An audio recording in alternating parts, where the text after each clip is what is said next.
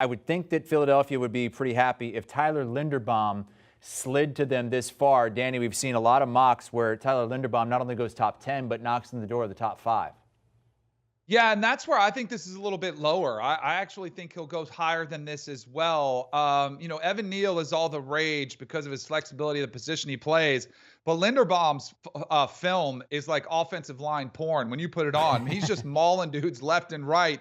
He's playing it at an offensive line factory there in Iowa. And Chris, I know you'll appreciate this as you watch their bowl game against Clemson. He's a player excuse me, not against Clemson, against Kentucky. When he came back in the game, he was injured. Everybody thought it was going to be a Matt Corral moment. Oh, here he goes. He might have gotten hurt. And a lot of players would have come out of that game. This is a football player, a mean, nasty offensive lineman, which is exactly what you want as a character trait and somebody blocking for both the run and the pass up front. Yeah, and even though he is going to be a top 15 pick more than likely, he waited until the last minute to say he was going to the NFL draft. There was part of him that wanted to come back for another year of college.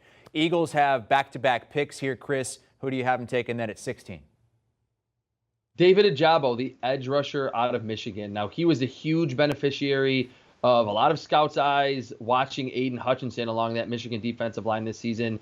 I think he's someone that you can tell is pretty raw because he's relatively new to the game of football, but has that all-pro caliber upside. He's super bendy around the corner. There's some moments where he shows some pass rushing moves.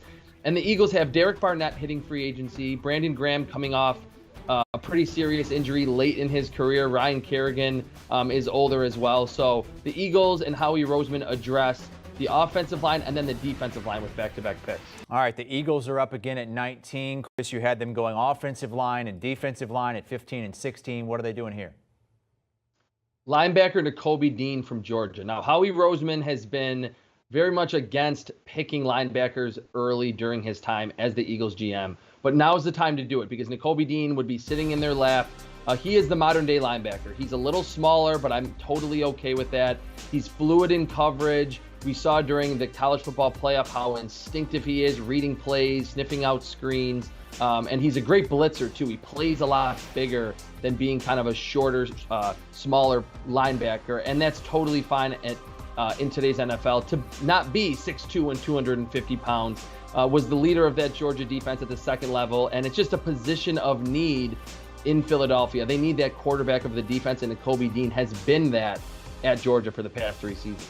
Do you want a sports network that delivers everything that matters about the game? The highlights, the picks, the instant analysis, no yelling, no fake debates, no politics. Hit the subscribe button and never miss a moment.